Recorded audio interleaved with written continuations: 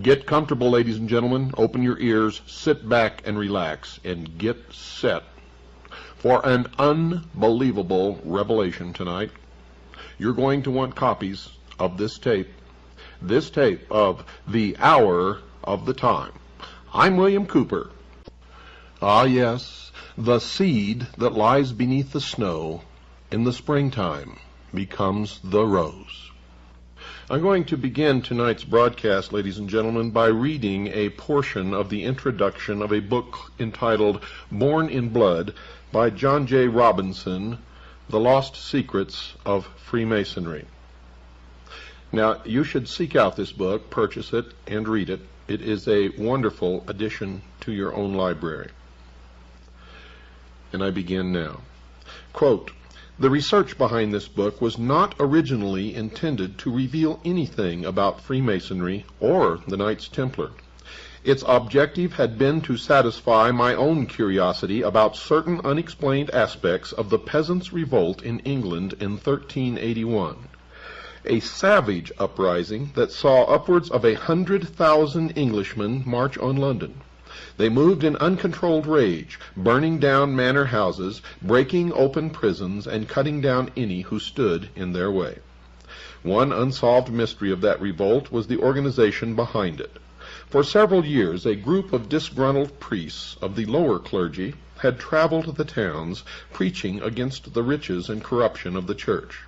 During the months before the uprising, secret meetings had been held throughout central England by men weaving a network of communication.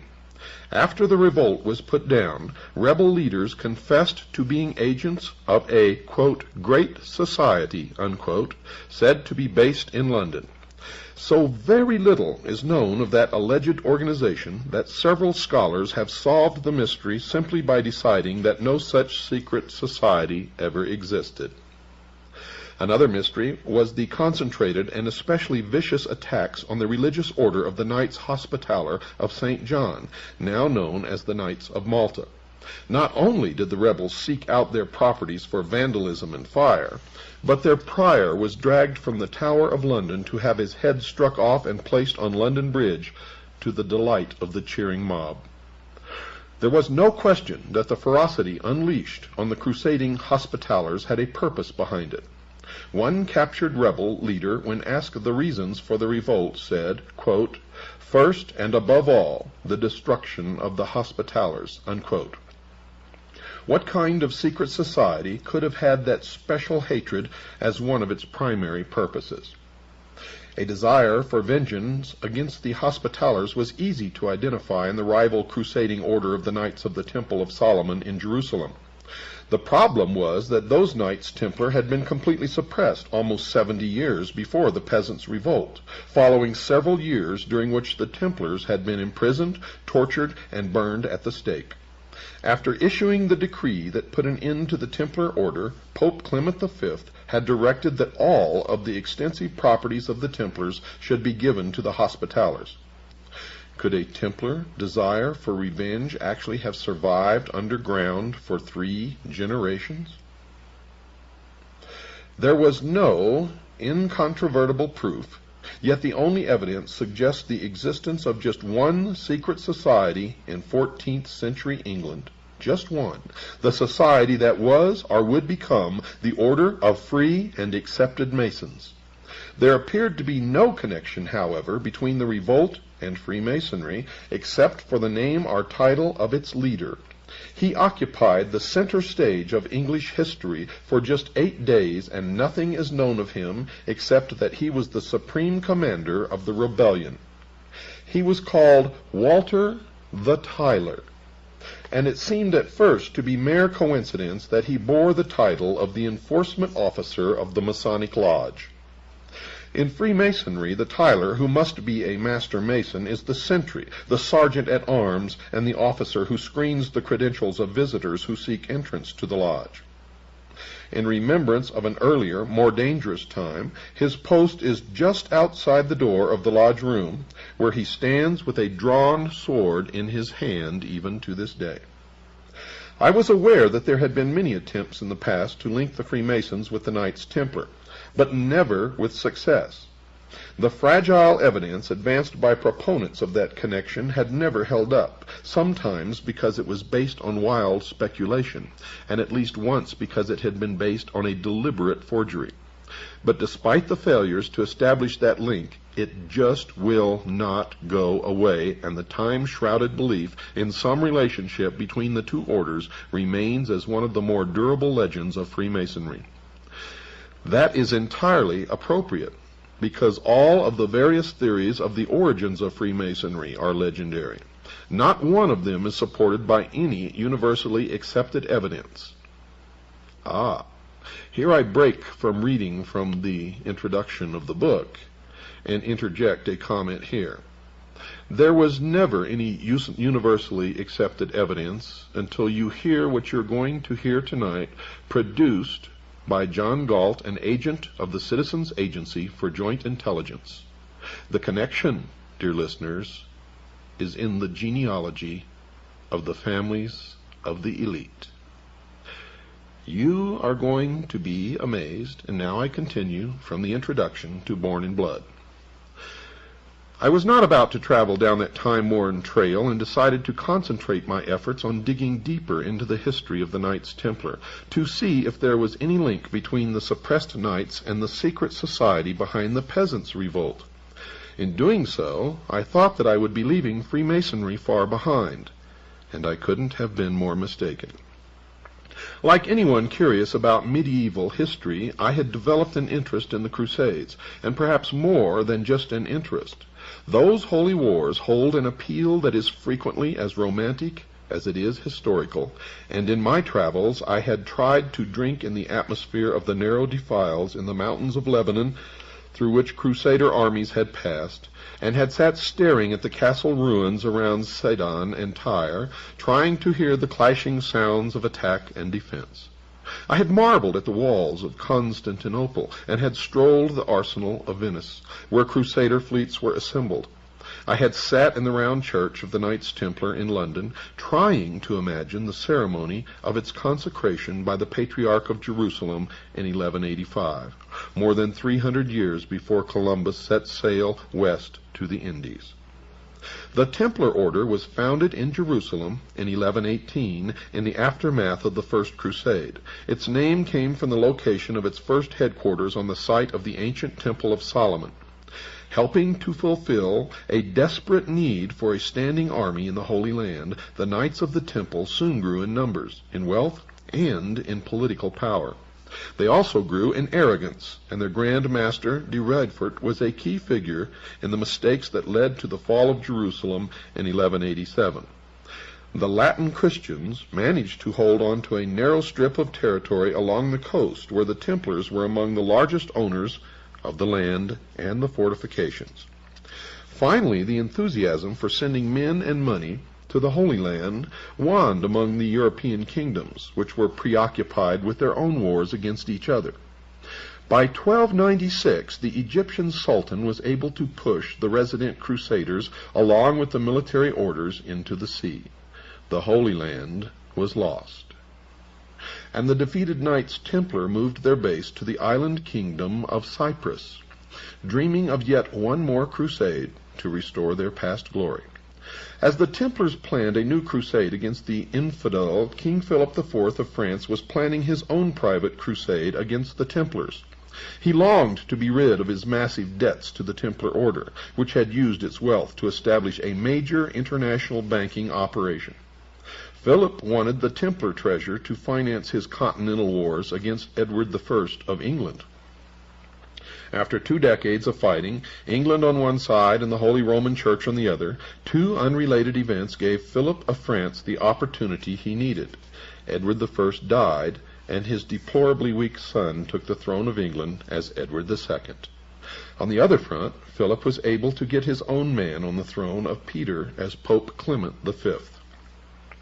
When word arrived on Cyprus that the new pope would mount a crusade, the Knights Templar thought that their time of restoration to glory was at hand.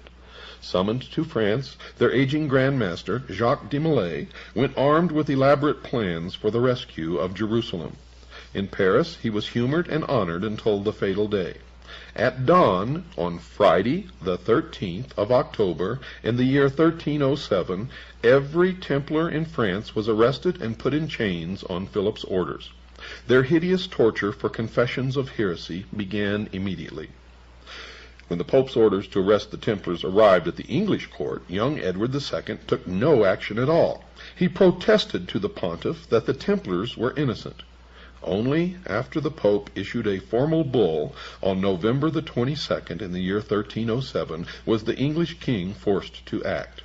In January, in the year 1308, Edward finally issued orders for the arrest of the Knights Templar in England, but the 3 months of warning had been put to good use. Many of the Templars had gone underground, while some of those arrested managed to escape. Their treasure, their jeweled reliquaries, even the bulk of their records, had totally disappeared. In Scotland, the papal order was not even published.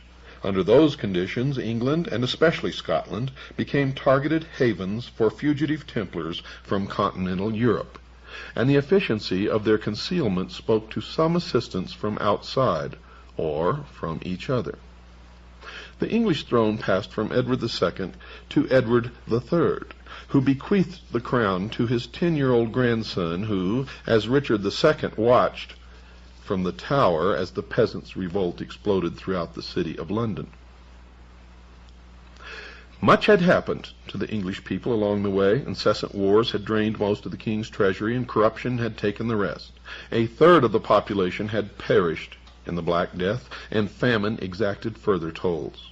The reduced labor force of farmers and craftsmen found that they could earn more for their labor, but their increased income came at the expense of land-owning barons and bishops, who were not prepared to tolerate such a state of affairs. Laws were passed to reduce wages and prices to pre-plague levels, and genealogies were searched to reimpose the bondage of serfdom and villeinage on men who thought themselves free. The king's need for money to fight his French wars inspired new and ingenious taxes. The oppression was coming from all sides, and the pot of rebellion was brought to the boil. Religion didn't help either. The landowning church was as merciless a master as the landowning nobility. Religion would have been a source of confusion for the fugitive Templars as well. They were a religious body of warrior monks who owed allegiance to no man on earth except the Holy Father, according to the Holy Father, but according to the Templars in secret, their allegiance was only to themselves. When their Pope turned on them, chained them, beat them, he broke their link with God. In 14th century Europe, there was no pathway to God except through the Vicar of Christ on earth. If the Pope rejected the Templars, and the Templars rejected the Pope, they had to find a new way to worship their God, at a time when any variation from the teachings of the established church was blasted as heresy. That dilemma called to mind the central tenet of Freemasonry, which requires only that a man believe in a supreme being, with no requirements as to how he worships the deity of his choice. In Catholic Britain, such a belief would have been a crime, but it would have accommodated the fugitive Templars who had been cut off from the universal church. In consideration of the extreme punishment for heresy, such an independent belief also made sense of one of the more mysterious of Freemasonry's old charges, the ancient rules that still govern the conduct of the fraternity. The charge says that no Mason should reveal the secrets of a brother that may deprive him of his life and property. That connection caused me to take a different look at the Masonic old charges. They took on new direction and meaning when viewed as a set of instructions for a secret society created to assist and protect fraternal brothers on the run and in hiding from the church. That characterization made no sense in the context of a medieval guild of stonemasons, the usual claim for the roots of Freemasonry. It did make a great deal of sense, however, for men such as the fugitive Templars, whose very lives depended upon their concealment. Nor would there have been any problem in finding new recruits over the years ahead. There were to be plenty of protesters and dissidents against the church among future generations. The rebels of the peasants' revolt proved that when they attacked abbeys and monasteries, and when they cut the head off the Archbishop of Canterbury, the leading Catholic prelate in England. The fugitive Templars would have needed a code such as the old charges of Masonry, but the working stonemason clearly did not. It had become obvious that I needed to know more about the ancient order of free and accepted Masons. The extent of the Masonic material available at large public libraries surprised me, as did the fact that it was housed in the Department of Education and Religion. Not content with just what was generally available to the public, I asked to use the library in the Masonic Temple in Cincinnati, Ohio. By the way, folks, Cincinnati, Ohio is an extremely important location in this country, the United States. I told the gentleman there that I was not a Freemason, but wanted to use the library as part of my research for a book that would probably include a new examination of the Masonic order. His only question to me was, quote, "Will it be fair?" unquote. I assured him that I had no desire or intention to be anything other than fair, to which he replied, quote, "Good enough," unquote. I was left alone with the catalog and the hundreds of Masonic books that lined the walls. I also took advantage of the publications of the Masonic Service Association at Silver Springs, Maryland. Later, as my growing knowledge of Masonry enabled me to sustain a conversation on the subject, I began to talk to Freemasons. At first, I wondered how I would go about meeting 15 or 20 Masons, and if I could meet them, would they be willing to talk to me? The first problem was solved as soon as I started asking friends and associates if they were Masons. There were 4 in one group I had known for about 5 years, and many more among men I had known for 20 years and more, without ever realizing that they had any connection with Freemasonry. As for the second part of my concern, I found them quite willing to talk, not about the secret passwords and hand grips, by then I already knew them, but about what they had been taught concerning the origins of Freemasonry and its ancient old charges. They were as intrigued as I about the possibilities of discovering the lost meanings of words, symbols, and ritual for which no logical explanation was available, such as why a Master Mason is told in his initiation rites that, quote, "This degree will make you a brother to pirates and corsairs," unquote. And folks, I'll explain that to you a little later. We agreed that unlocking the secrets of those Masonic mysteries would contribute most to unearthing the past, because the loss of their true meanings had caused the ancient terms and symbols to be preserved intact, less subject to change over the centuries or by adaptations to new conditions. Among those lost secrets were the meanings of words used in the Masonic rituals, words like Tyler, Cohen, Dugard, and Jewess.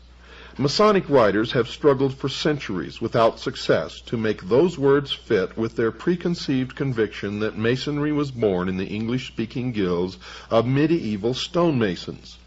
Now I would test the possibility that there was indeed a connection between Freemasonry and the French-speaking Templar order by looking for the lost meanings of those terms, not in English, but in medieval French. The answers began to flow, and soon a sensible meaning for every one of the mysterious Masonic terms was established in the French language. It even provided the first credible meaning for the name of Hiram Abiff, the murdered architect of the Temple of Solomon, who is the central figure of Masonic ritual.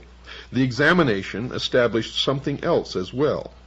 It is well known that in 1362 the English courts officially changed the language used for court proceedings from French to English. So the French roots of all the mysterious terms of Freemasonry confirmed the existence of that secret society in the 14th century, the century of the Templar suppression and the peasants' revolt. With that encouragement, I addressed other lost secrets of Masonry: the circle and mosaic pavement on the lodge room floor, gloves and lambskin aprons, the symbol of the compass and the square, even the mysterious legend of the murder of Hiram Abiff. The rule, customs, and traditions of the Templars provided answers to all of those mysteries. Next came a deeper analysis of the old charges of ancient Masonry that define a secret society of mutual protection. What the, quote, lodge, unquote, was doing was assisting brothers in hiding from the wrath of church and state, providing them with money, vouching for them with the authorities, even providing the, quote, lodging, unquote, that gave Freemasonry the unique term for its chapters and their meeting rooms.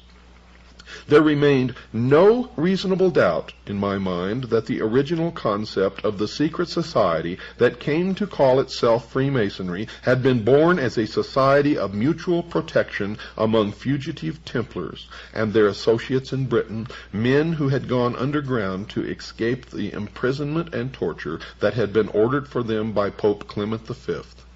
Their antagonism toward the Church was rendered more powerful by its total secrecy.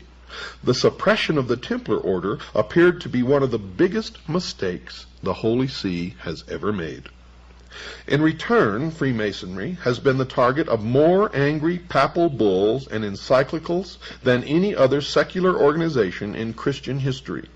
Those condemnations began just a few years after Masonry revealed itself in 1717 and grew in intensity, culminating in the bull Humanum Genus, promulgated by Pope Leo XIII in 1884. In it, the Masons are accused of espousing religious freedom, the separation of church and state, the education of children by laymen, and the extraordinary crime of believing that people have the right to make their own laws and to elect their own government, quote, according to the new principles of liberty, unquote. You see, folks, and this is an aside, all of our forefathers who established this country were Freemasons, and their intent is spelled out in Latin on the reverse of the Great Seal of the United States of America, where it plainly says, Novus Ordo Seclorum, the New World Order. And I will interpret all of the meaning of the symbols on that great seal according to their true meaning, and not the meaning that you will read in certain disinformation books written by Freemasons to steer you down the wrong road. Such concepts are identified along with the Masons as part of the kingdom of Satan. The document not only defines the concerns of the Catholic Church about Freemasonry at that time, but in the negative, so clearly defines what Freemasons believe that I have included the complete text of that papal bull as an appendix to this book, and I urge you all to get this book and read it. Finally, it should be added that the events described here were part of a great watershed of Western history. The feudal age was coming to a close. Land and the peasant labor on it had lost its role as the sole source of wealth. Merchant families banded into guilds and took over whole towns with charters as municipal corporations. Commerce led to banking and investment, and towns became power centers to rival the nobility in wealth and influence. The universal church, which had fought for a position of supremacy in a feudal context, was slow to accept changes that might affect that supremacy. Any material disagreement with the church was called heresy, the most heinous crime under heaven. The heretic not only deserved death, but the most painful death imaginable. Some dissidents run for the woods and hide, while others organize. In the case of the fugitive Knights Templar, the organization already existed.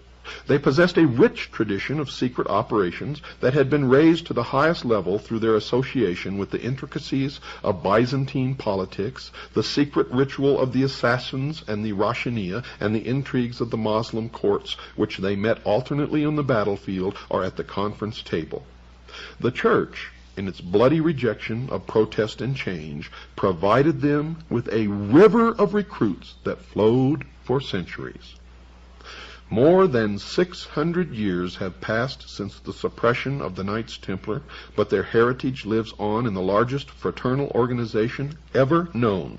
And so the story of those tortured crusading knights, of the savagery of the peasants' revolt, and of the lost secrets of Freemasonry becomes the story of the most successful secret society in the history of the world. I've got to take a break, folks. Don't go away. I'll be right back after this very short pause.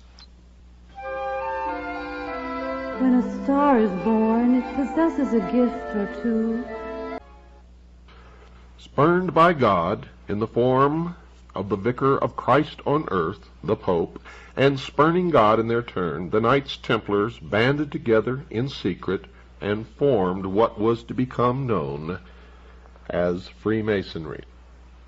Now the legend goes that Freemasonry sprang up from ancient stonecutters' guilds and the men who built the stone buildings of the age. But Freemason actually comes from the French, Free Mason, which literally means the sons of light. Which light? Well, certainly in researching the problem, it is not the light of Christ. It is the light of the fallen angel of light. For when they were forsaken by the Church, by Christ's vicar on earth, the Pope, they spurned God and turned to Lucifer.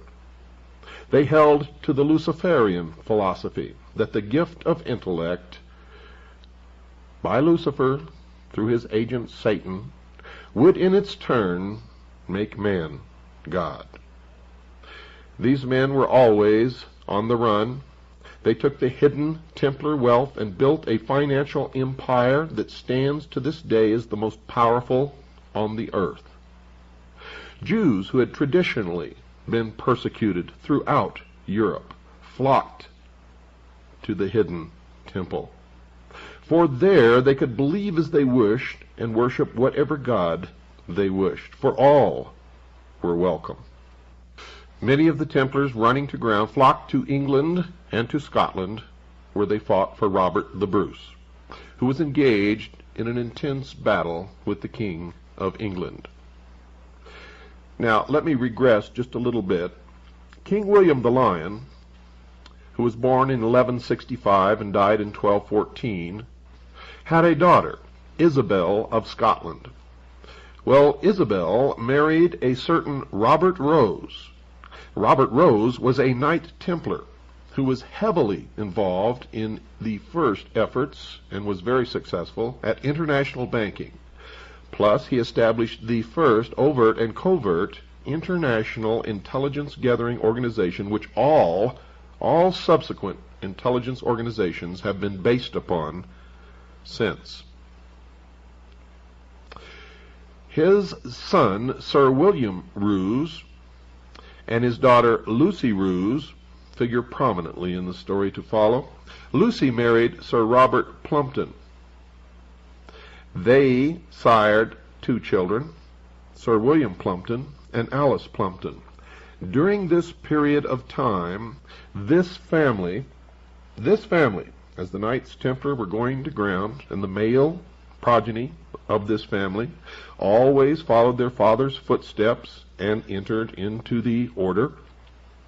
They established in secret the Scottish Rite of Freemasonry, and may have had a significant role in the establishment, for intelligence reasons, of the order known as the Ancient Order of the Rose and Cross. Now, Alice Plumpton married Sir John Boteler.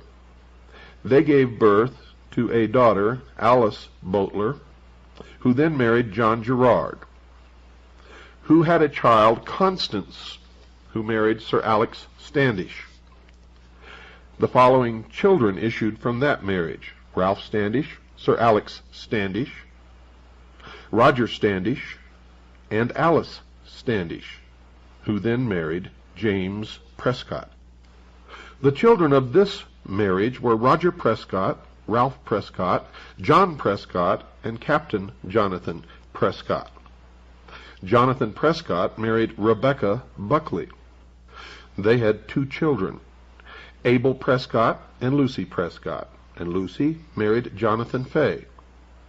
They sired 3 children, Samuel Prescott Phillips Fay, Samuel Howard Fay, and Harriet Eleanor Fay. Harriet married Reverend James Smith Bush, son of merchant Obadiah Bush. Their son, Samuel Prescott Bush, became the president of Buckeye Steel Castings Company of Ohio, a pioneer family of Franklin, Ohio, between Dayton and Cincinnati, and was one of the members of the Golden Circle and Order of the Quest, also known as the Jason Society, which gave issue to most of the political elite of the United States of America, who are, by the way, all, and I mean all without exception, related to each other. Now, Samuel Prescott Bush married, and his son Prescott Bush became a U.S. Senator from Connecticut, the director of Prudential Insurance, the director of CBS, a partner in Brown Brother Harriman, chairman National Republican Finance Committee, funds placed in Merrill Lynch accounts in Switzerland under the guidance of Donald Reagan. When he married, that marriage gave issue to the following: Prescott Bush II, an investment banker indicted for fraudulent banking practices; George Bush, chairman of Zapata Oil from 1963 to 64, chairman of the Republican Party, Harris County, Texas, when John F. Kennedy was killed; delegate to the GOP National Convention, 1964, 1968 member of the 90th and 91st Congress from Texas. From 1965 to 66, Nixon appointed Bush as ambassador to the United Nations to deal with China. He was the director of the Central Intelligence Agency, chairman of the National GOP Party, vice president of the United States of America, and president of the United States of America. 4 other children were William H. Bush, James Bush, Jonathan Bush, and Nancy, who married Alex Ellis. The issue of George and Barbara Bush was Dorothy, who married William LeBond, John Ellis Bush, Neil Bush, son of the director of CIA, becomes director of Silverado Savings and Loan and launders CIA drug money. Silverado loses over $100 million and Neil goes unpunished. And the 2 other children, Marvin Pierce Bush and George Bush II. Folks, this intelligence was gathered by one of our agents, codenamed John Galt, who spent literally years in dusty libraries and books of genealogy. And I'm not going to tell you which libraries or how he arrived at this information, but it has been checked. It is absolutely accurate, and this is just one portion of the pedigree of George Bush, who's literally related to most of the royal families of Europe. Now, you can have a copy of this chart if you want it. I'll tell you how to get it later, so have your pencils and paper ready. And I'm going to tell you exactly where the money goes. 1/2 of the money goes to help pay for the airtime here. The other half goes to our agent, John Galt, to pay for the years of toil in dusty library books that nobody ever looks in, tracing genealogy. And folks, this is only one of the charts that he has furnished to us, along with other agents of the Citizens Agency for Joint Intelligence who are engaged in the exact same research. And we have found that our most productive connections of the secret societies, the royal families, and what's happening in the world today is through genealogy. We have found a direct connection between the Peasants' Rebellion in England, the French Revolution, the Ronald Reagan and George Bush political campaign and the George Bush political campaign. As far as the Peasants' Rebellion goes, the Encyclopedia Britannica calls it a, quote, curiously spontaneous rebellion. Barbara Tushman, in her 14th century history, A Distant Mirror, said that the rebellion spread, quote, with some evidence of planning. Winston Churchill went even further. In his work, The Birth of Britain, he wrote, quote, throughout the summer of 1381 there was a general ferment. Beneath it all lay organization. Agents moved around the villages of central England in touch with a, quote, great society, unquote, which was said to meet in London. The spark of rebellion was being fanned vigorously, and finally the signal was given. Even though he had been arrested, excommunicated, and even now was a prisoner in the ecclesiastic prison at Maidstone in Kent, letters went out from priest John Ball and from other priests who followed him. Clerics were then the only literate class, so letters must have been received by local priests and were obviously intended to be shared with or read aloud to others. They all contained a signal to act now, which could put to rest the concept that the rebellion was simply a spontaneous convulsion of frustration that just happened to affect 100,000 Englishmen all at the same time. This from a letter from John Ball. In it he says, quote, John Ball gritteth you well all and doth you to understand he hath rungen your bell. Now right and might, while and skyle, God speed every dale, which means ideal. Now is time, unquote. From priest Jake Carter, quote, you have great need to take God with you in all your deeds, for now is time to be war, unquote. From priest Jake Truman, quote, Jake Truman doth you to understand that falseness and guile have reigned too long, and truth hath been set under a lock, and falseness reigneth in every flock. God do bote, for now is time, unquote. Now you'll notice that in every one of those quotes there was one phrase that stands out, and that phrase is now is time. One letter from John Ball, quote, St. Mary Priest, unquote, is worth quoting in its entirety. Even with the medieval English spelling, the meaning will be clear. Lechery and gluttony were frequent points in his accusations of high church leaders. Quote, John Ball sent Mary Priest great well all manner men, bides him in the name of the Trinity. Father and Son and Holy Ghost stand mainly together in truth, and help is truth, and truth shall help you. Now reigneth pride in prize, and covets is hold, wise and lechery, withouten shame, and gluttony withouten blame. Envy reigneth with treason, and sloth is take in great season. God do bote, for now is time. Amen. Unquote. Now, folks, if you research the history of the French Revolution, you will hear that the spark, the word that spread through the country like wildfire, that ignited the rebellion in France, was, quote, now is the time. Literally the same phrase. Some say that in the American Revolution the same phrase was heard, and we find mention of it in several texts, but not like it was heard in the Peasants' Revolt in England, and not like it was heard in the French Revolution. But it was heard again in modern times. It was the campaign slogan of the Bush-Reagan campaign, and was used again in the Bush campaign. Now is the time. Now is the time.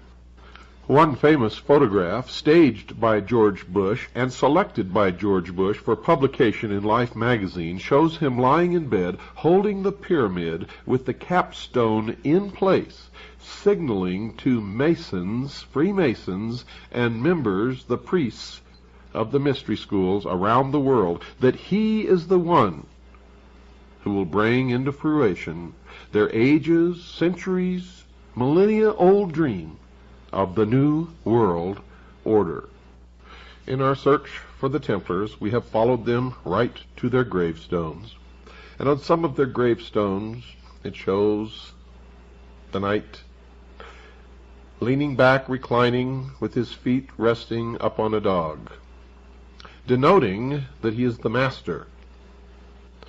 On most of the tombstones, however, we have found something unexpected: the skull and crossbones.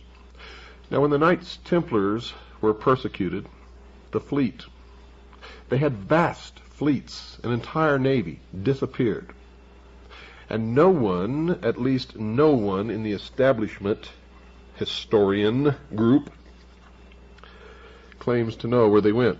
But we have found them, folks. They became the pirates and hoisted their symbol of the skull and bones to the yardarm. They became the vast fleet of pirates who roamed the seas of the world and terrorized nations, navies, and merchantmen. And thus arose, from the initiation rites of the Templars, the initiatory rites of crossing the equator, the international date line, and others, and accounts for the brotherhood amongst the pirates of the world, even to establishing seaports that they owned and operated and where they could always find safety. Those on the land established what they called the Brotherhood of Death. Chapters were formed throughout the world. George Bush was initiated in the crypt, or what is known as the tomb, at Yale, into the Brotherhood of Death, also known as the Russell Trust, also known as the Skull and Bones. The research of many people have revealed what the interior of the crypt, or what is known as the tomb at Yale, the fraternity house of the Bonesmen, contains.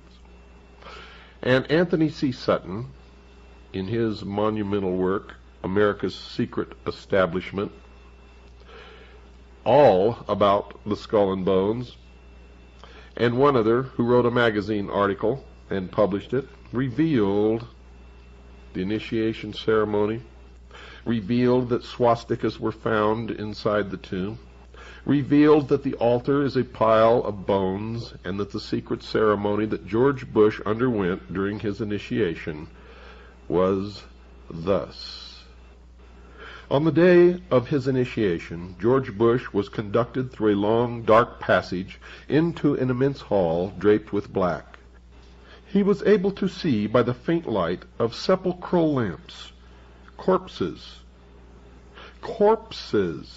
in their shrouds. The altar, built of human skeletons, stood in the center.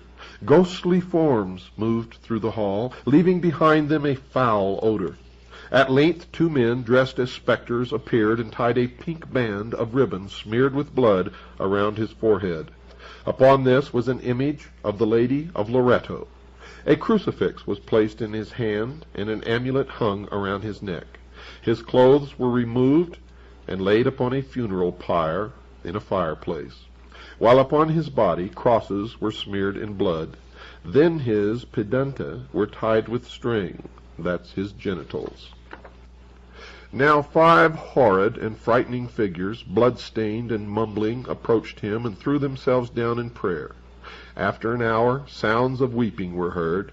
The funeral pyre started to burn, and his clothes were consumed. From the flames of this fire a huge and almost transparent form arose, while the 5 prostrate figures went into terrible convulsions. Now came the voice of an invisible hierophant, booming from somewhere below as George Bush lay in a coffin naked. The words were those of these oaths which the candidate had to repeat. Quote, In the name of the crucified one, I swear to sever all bonds which unite me with mother, brothers, sisters, wife, relatives, friends, mistress, kings, superiors, benefactors, or any other man to whom I have promised faith, service, or obedience. I name the place in which I was born. Henceforth I live in another dimension, which I will not reach until I have renounced the evil globe which has been cursed by heaven. From now onwards I shall reveal to my new chief all that I have heard or found out, and I shall also seek out and observe things which might otherwise have escaped me. I honor the aqua tofana. It is a quick and essential medium of removing from the earth, through death or robbing them of their wits, of those who oppose truth, and those who try to take it from our hands. I shall avoid Spain, Naples, and all other accursed lands, and I shall avoid the temptation to betray what I now have heard. Lightning will not strike as rapidly as the dagger, which will reach me wherever I may be, should I betray my initiation." Unquote. Now a candelabrum bearing 7 black candles is placed before the candidate, and also a bowl containing what is supposed to be human blood. He washes himself in the blood and drinks a quantity of it. The string around his genitalia is removed.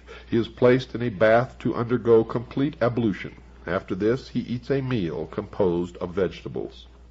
At this time, he is given his new name, by which he will be known to all of the others in the order, the Brotherhood of Death. And with the completion of his initiation, George Bush joined all of the male members of his family in a long line of ancestry, traced from Robert Bruce to the modern day. He took his place in the order, the Knights Templar, Freemasonry, and has worked diligently to fulfill his role in the completion of the plan, the great work, the formation of the New World Order, the one-world totalitarian socialist state, the destruction of all existing nation-states, all existing religions, and enslavement of the mob. The very highest degrees of the order show that the rationalism and materialism of the thinkers who developed it were determined to stamp out belief in religion. God and any faith in a deity, the initiate was told, were human inventions and had no real meaning. Subsequently, this was developed further, and the member who arrived at the highest position, that of Rex or king, learned that he was now equal to a king, and that all men were capable of equal advancement. Hence the need for kings over ordinary mortals was an illusion, and at the highest rank the title of Rex Mundi, or King of the World, is assumed. If you would like to get this genealogy, folks, if you're a CAGI member, it's $5. Send it in to the address that you'll hear at the end of this broadcast. For everybody else, it's $10. Good night, and God bless each and every single one of you.